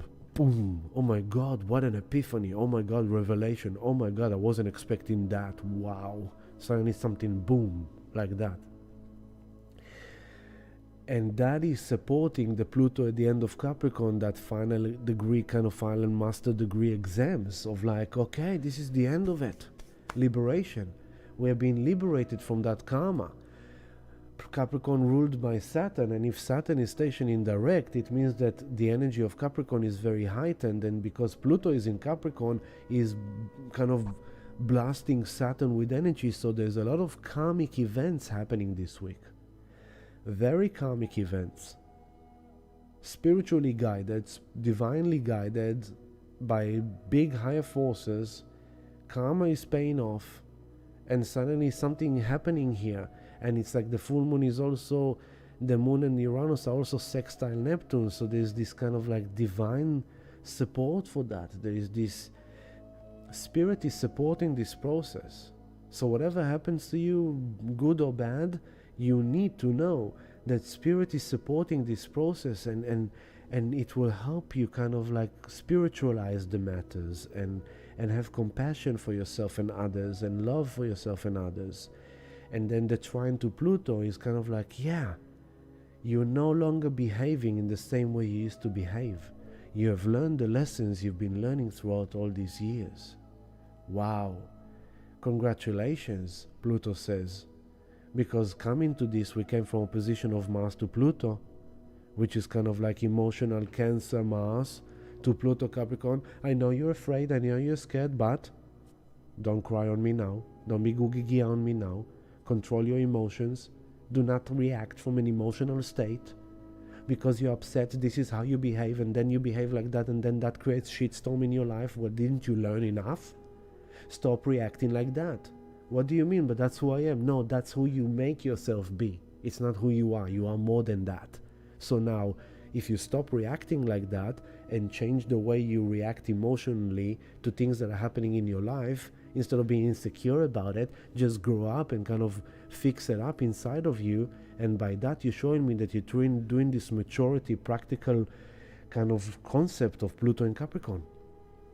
You are growing up, you are maturing, you are evolving. Okay, I'm proud of you. So Mars is in Leo now, so I'm going like, wow, I just faced Pluto, and you know what? I did better. I'm feeling good about myself. I really kind of like, wow, that was amazing. I didn't do what I used to do in the past, and although it was uncomfortable with Pluto, it was really kind of, I could feel the same feelings, I could embody the same emotions, but this time I did it differently. Feeling good about myself. Yeah, Mars in Leo.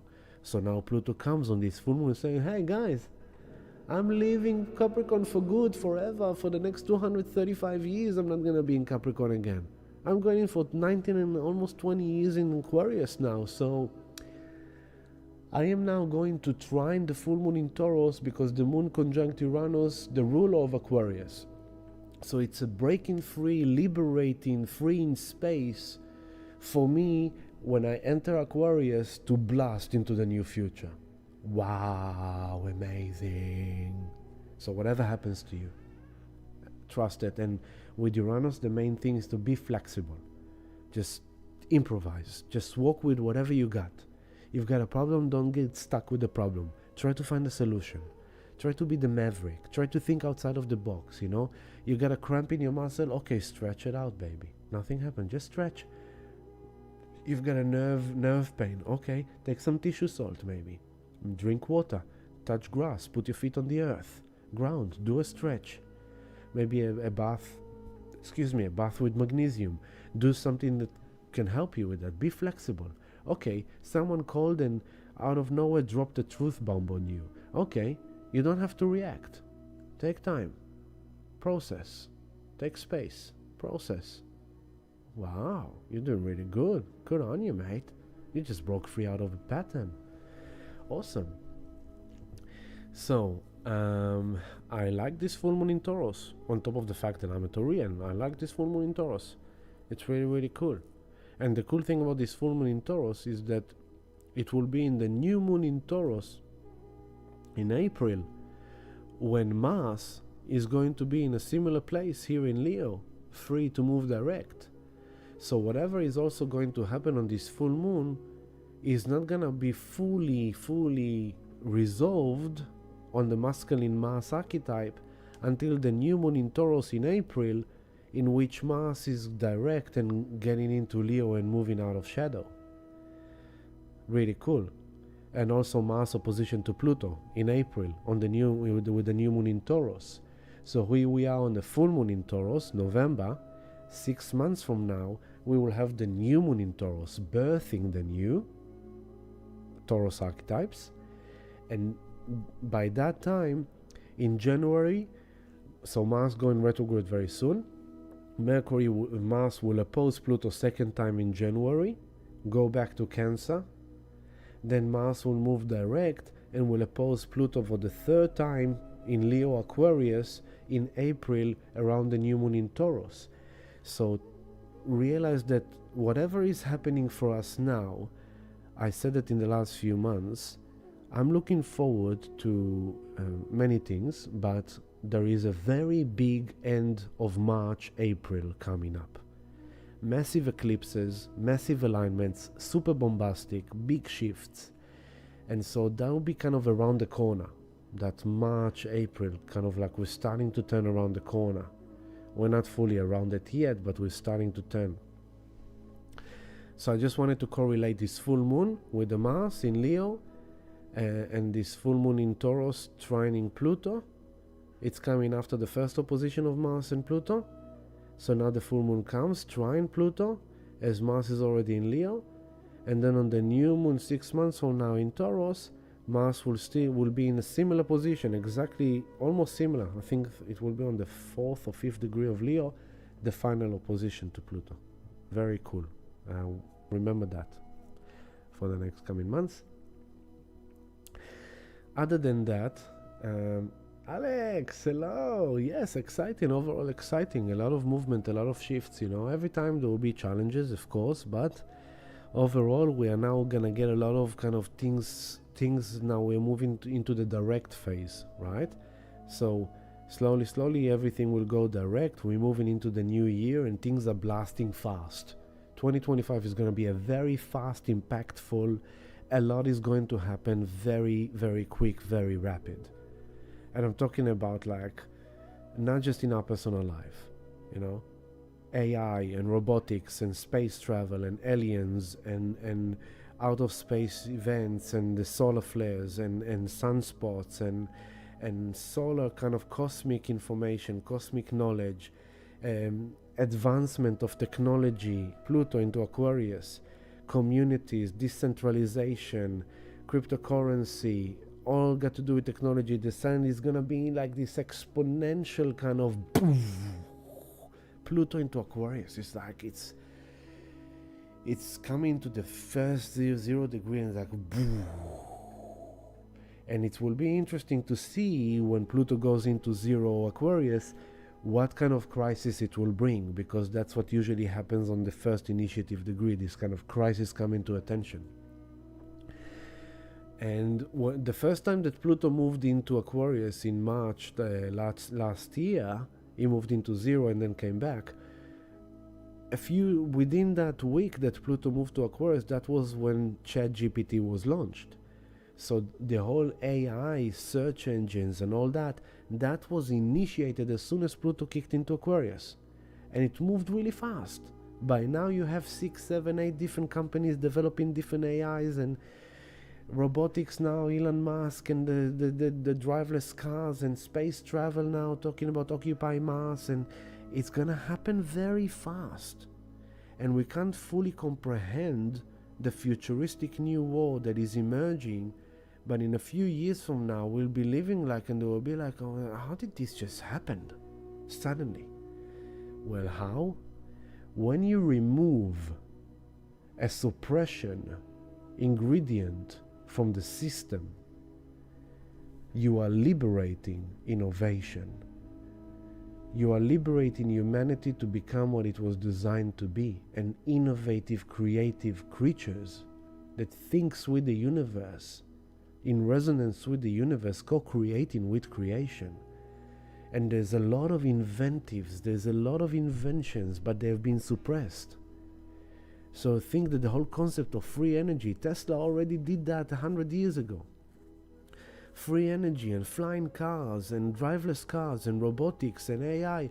And yeah, it might be overwhelming for many people.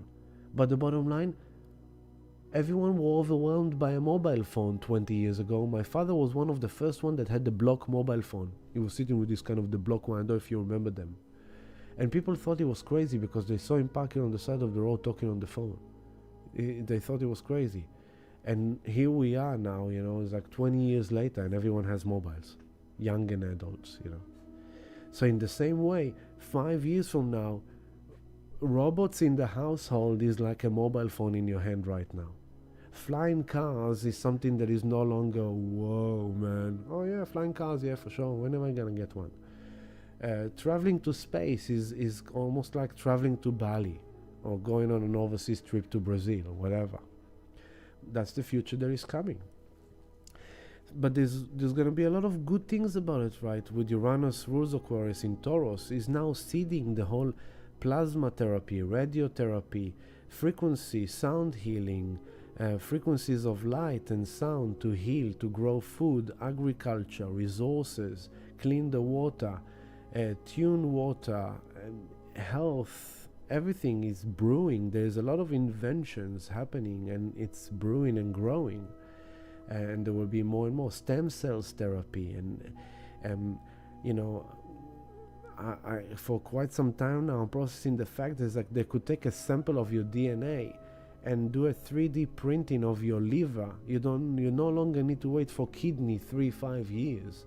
They could take like a sample of your DNA, 3D print the kidney or the liver based on your DNA exactly, and a robotic surgery will kind of do it perfectly, and here you are shining bright. You've got a new kidney that is actually yours based on your DNA. You know, there's all kind of things. Again, the force can be used for good and bad. right? So don't be afraid of the bad use of the force. Just make sure that you're doing the good use of the force, and be a part of that. And so as you can see, there's a lot to talk about. It's 9:35. I'm gonna give it 25 minutes max, and there's heaps more coming down the pipeline. So Saturn goes direct on Thursday night, full moon in Taurus on Saturday morning. So the full moon sound healing meditation is happening on Friday night, Friday, today's Tuesday, the 15th of November, 7 p.m. There's 3 places left if you want to join us.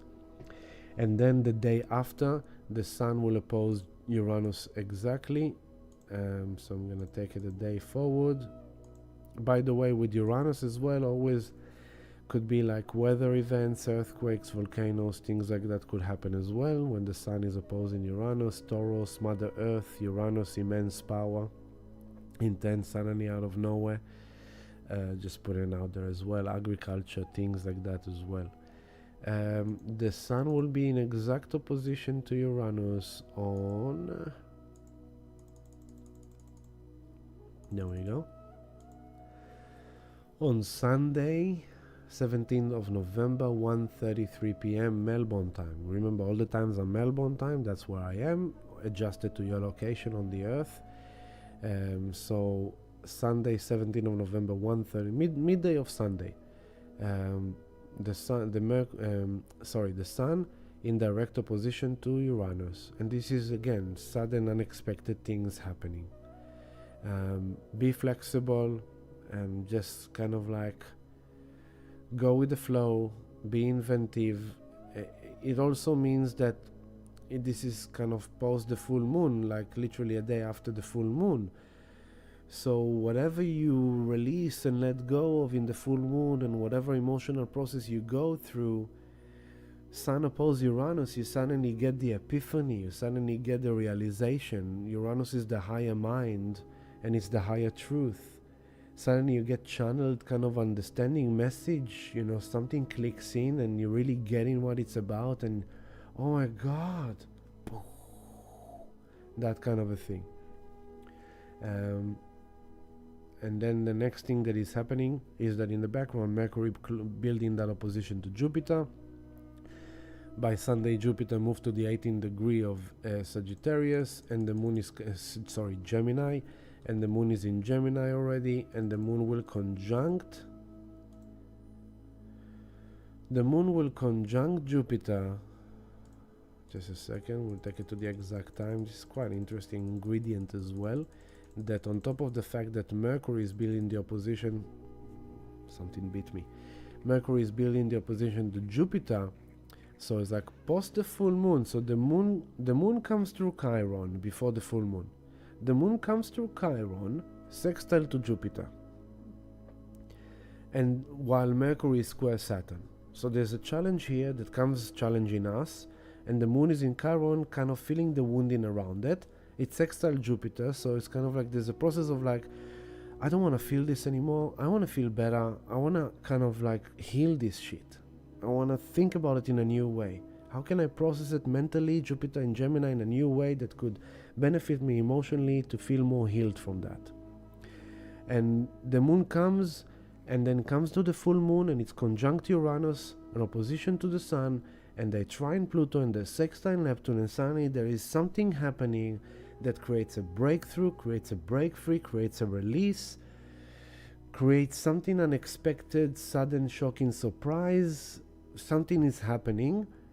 And then as the moon travels after the full moon goes into Gemini, now we are mentally processing the emotional process of the feeling around it as the sun is building up the opposition to Uranus. Now remember, the opposition or whatever alignment, I'm giving you the exact times, but the real effect, impact of that alignment is the time leading into it.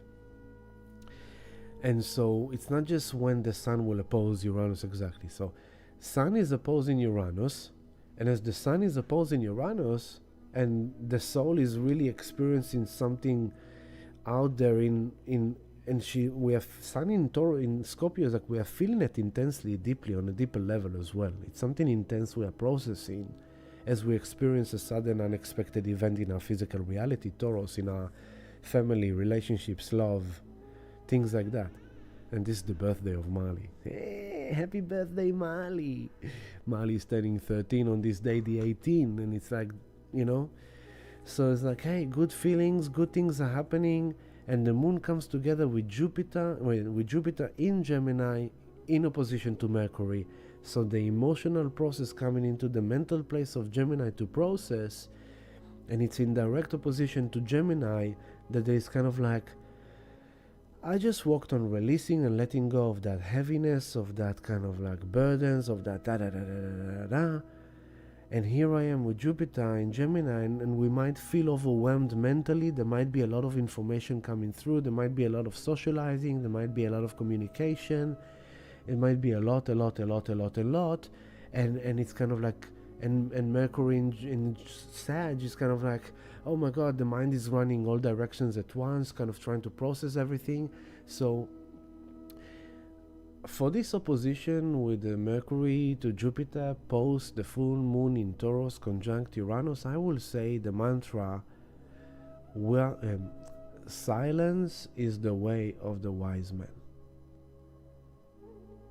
Mercury rules words, communication. We might believe something, we might kind of speak in a big way and overpromise or overcommit or overstate something. We might say things that we didn't really think them through. So kind of like, don't jump the gun, because Uranus can bring that jump the gun thing. It's kind of like, sit with it. Sit with it. And you don't have to say that in order to feel that or to know that.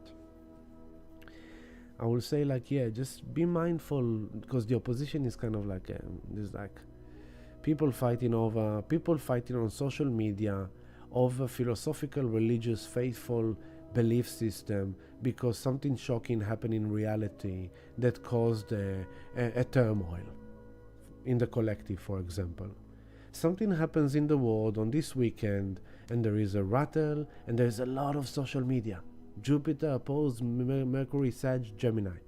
A lot of social media, a lot of philosophical debate, a lot of opinion. Everyone think they know. This is also the energy of like, I know, everyone listen to me. No, I know, no, you know, no, she know, no. It's kind of like, hey, humble yourself. Let them think they know. You don't have to prove yourself that you know what you know. And, but I'm just saying there's all kind of sides to look into it. Of course, there's always more things to dig into. But ultimately the moon conjunct Jupiter is in a sextile to Chiron, so it's like it's healing, it's helping us heal. And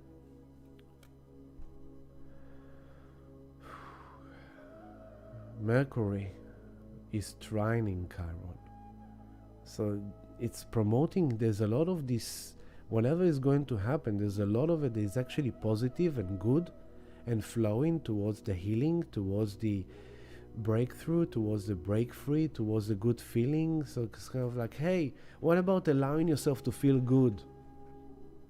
Yes, I know you feel like that, you had that happen to you, and that happened to you, and that happened. Okay, I know. What about allowing yourself to feel good? To get rid of and let go and release the shit in your full moon in Taurus. Release your burdens, release your heaviness, your tiredness, your kind of release yourself.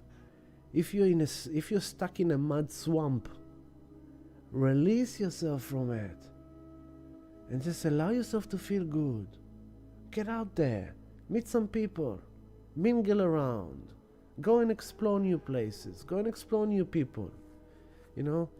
Let yourself kind of like feel good. That could also be one of it. Following the Mercury opposition to Jupiter, and at the same time also, the Sun, at the same time Mercury opposing Jupiter, and then a day after, the Sun begins to trine Neptune, again another positive. Pluto is already 2958. Pluto is like 1 day away from moving to Aquarius, so as Pluto is in the final 2 minutes of Capricorn, the Sun is trining Neptune, and there is a spiritualizing of everything. There is this compassionate releasing, letting go in a smooth, loving, forgiving. It's all just fading away. It's all just spiritually accepted. It's all just spiritually guided. And there is very artistic, creative flow. Great to start a new project, a new drawing, a new music, a new movie, a new book, a new love, a new romance. A relationship could have more tenderness, more kindness, more compassion, more love. Intimate relationship, instead of having this kind of like rough sex of potentially Scorpio, kind of like rough sex, it could be actually more tender and more loving and more intimate and more sensual.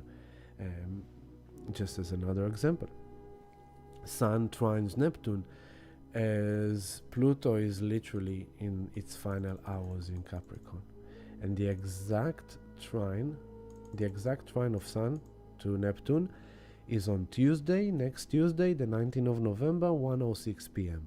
That's the exact trine of Sun to Neptune. Beautiful, bellissimo. And then what happens after that is that Pluto is on 29:59 when the Sun trines. I hope you can see how excited, how amazed I am by all this, because it's like, what, you want more reassurances than that? That everything that happened to you karmically, all the hard lessons you've learned and faced, all the tribulation, all the challenges, all the tests, all the trials, how hard you had to walk your way, and how you faced your fears, and how you faced powers beyond your control, and restrictions, and government, and lockdown, and COVID.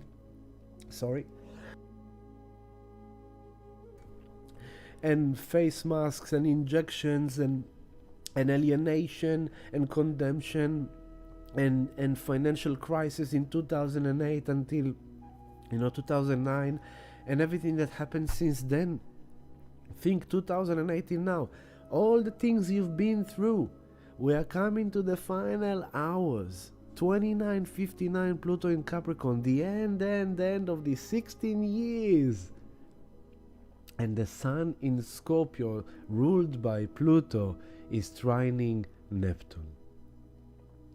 And once again, we are getting this Neptunian Pisces wave of water, of the divine cosmic ocean of love, unconditional love, higher love is coming and soothing and saying, it's all for you. We are here for you. Everything that happened comes from love. You are going to live a better life. You are going to be reborn, to create a new life. You are going to be loved. You are going to have money. It's all coming. Well done. Congratulations. You have faced the trials.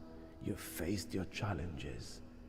And you're still stuck to your spiritual integrity, to your spiritual faith, to your spiritual belief, even though it was freaking dark.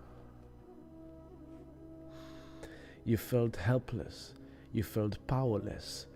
You felt completely captured. You felt restricted to the core of your bone. You felt like there was no one there for you but yourself. You felt like you had to face the entire world against you. You felt like you had challenges beyond imaginable understanding. You felt like nothing is working fully for you and everything is breaking apart. You felt like every time you get up and you've been bashed down to the ground. I know. But good things are coming. Good things are coming. Let this end with grace. Let this end with love. Release it. Let it go. End of Scorpio. Sun, 27 degrees of Scorpio, trining Neptune. End of Pisces. Just before the Sun will go into Sag and Neptune will start moving direct towards Aries. Awesome. Beautiful. Amazing. And at the same time that Sun trines Neptune, the Moon in Cancer is opposing Venus in Capricorn. So we are feeling this. I think something really beautiful and auspicious and awesome is happening from this full moon all throughout next week, but especially on Tuesday. On Tuesday, we're waking up with this feeling. Moon in Cancer, we are really feeling at home. We are feeling it in the heart. We are feeling Mars in Leo. We are in our heart. And the moon in Cancer, we feel safe in our emotions, connection, nurturing. And the sun trines Neptune is this beautiful divine flow and serenity, enchantment. And Pluto is at the end of Capricorn. It's like the graduation ceremony. You are in graduation ceremony about to blow your hats off. And the principal, the annoying principal you couldn't stand, is taking his ongoing long speech, and you standing and just fucking finish the fucking thing. And the principal, and I wish you success in wherever you go. Thank you. And it's happening. And so, Pluto is moving into Aquarius. This is exciting. I feel it's like my birthday when Pluto goes into Aquarius. Because it's been such a long, tough journey, man. Pluto goes into Aquarius on the 20th of November at 7:40 a.m. We are waking up on Wednesday morning to a brand new day of the new futuristic world. Pluto goes into Aquarius for 19 plus years until January of 2044. 44, yeah. 45. So it's kind of like nearly 20 years from the 20th of November. Congratulations, family. We did it. We did it. Let's clap our hands together. We have survived Pluto in Capricorn. Amazing, amazing. So good, with a big smile on my face to say Pluto is moving indefinitely into Aquarius. No more Capricorn, baby. Let's go. Really, really awesome. Really awesome. We'll see a lot gonna happen with that, but really awesome. Then the next thing that is happening, as soon as Pluto goes into Aquarius, Sun is traveling into the end of Scorpio, and the Sun is ending Scorpio on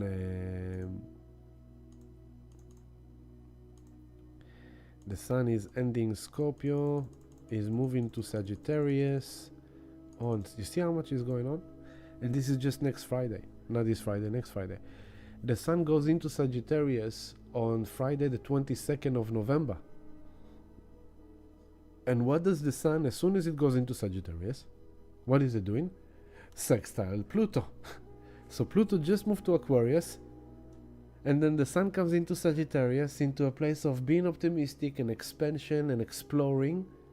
And it's sextile Pluto, it's supporting this Pluto initiation in Aquarius. Amazing. Awesome. As Pluto is trining Uranus, right? And as the Sun is trining Mars. There's a lot of beautiful, there's like Sun sextile Pluto, while Pluto trine Uranus, while the Sun trine Mars, while Mars trines the North Node exactly. Poof! Wow, wow, wow. Too much excitement in one love stream. Sorry, there's a lot of excitement for one love stream. So, this is the 22nd of November, Friday. I don't know, this is already 9:53. And so, yeah, Simone, oh yeah, baby. Good, good, good. I'm just calling. I'm just gonna tell Mom, if you listen this, come say hello, Mom. I'm gonna say to my mom to come. She said, I'm so excited I'm here when you're doing the love stream. So yeah, this is that, the Sun sextile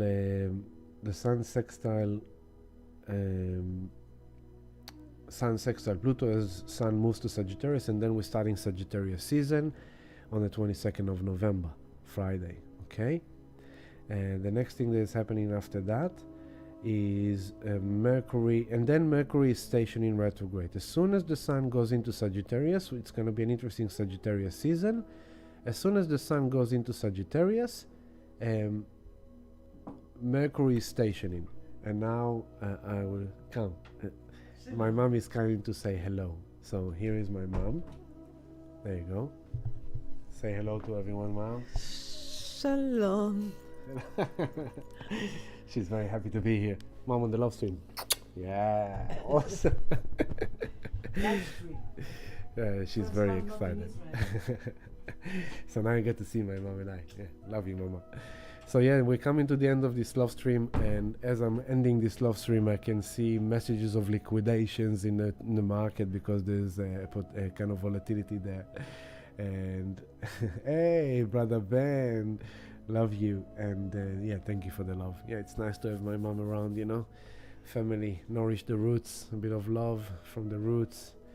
And so I will end it with that. That Sun goes into Sagittarius. We're starting Sagittarius season, and Mercury is in Sagittarius, and it's stationing, and it's going retrograde on the 26th. There it is. On Tuesday, the 26th of November, Mercury is stationing retrograde. So Mercury is doing retrograde between the 6th degree of Sagittarius to the 22nd degree of Sagittarius. We are already now in shadow zone 1. So everything that is happening with Mercury, and remember all the things I've said to you about the opposition to Jupiter and the square to Saturn, but on the way also Mercury trines Chiron, right? So there is like Mercury opposed Jupiter, trine Chiron, then Mercury square Saturn, then opposed Jupiter, then trine Chiron, then Mercury station in retrograde. And then what is it doing? It goes retrograde, and it's going to oppose, it's going to trine Chiron, something clicks in, healing happening, oppose Jupiter, square Saturn, then it's going to station direct and go again and again, square Saturn, oppose Jupiter, and then trine Chiron.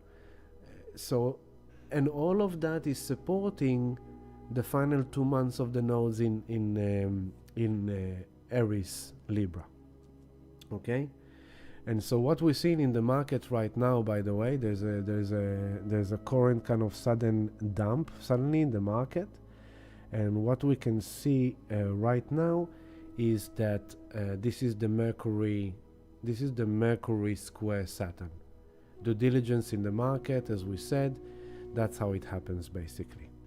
Okay, and yeah, hodl your way through, and that's pretty much it. A day after, yeah, the Sun. Okay, so we finish with one more thing. Then the Sun trines Mars. Sun in Sagittarius trines Mars in Leo. Okay, so here is the trine between Sun and Mars. Again, another support. Mars in Leo is kind of like, come on, let's go, and the Sun in Sag is helping at expense. Mercury is stationed in retrograde, so going to be a review of all that, and we're going to talk about that 2 weeks from now, and in preparation for the new moon in Sag. Thank you all for your love and support, for being here with me, and for sharing your love and for sharing who you are. And thank you for those of you who pressed like and subscribe. Please press like on this movie and subscribe to our channel. It helps me a lot. And I'm bringing back Yonef for the end of the love stream. Love and gratitude to you all. Thank you for your support. Thank you for being here with me. And I will see you again. And yeah, come to patreon.com/healing the light. Come to support me further there. Join our community. Come to Sound Healing Meditation on Wednesday, tomorrow night, 7 p.m. and on Friday for the full moon in Taurus. Would love to see you. And healing session, crypto session, if anyone need them, I'm here for you. Thank you all so much. Lots of love and gratitude to you all. Let's break free. Let's release, and let's finish Pluto and Capricorn like champions, okay? Good on us. We did it, family. Love you lots. Peace, joy, happiness. Bye. Pump it up, baby. Pluto at the end of Capricorn. It's happening. 100K party coming soon. Bye.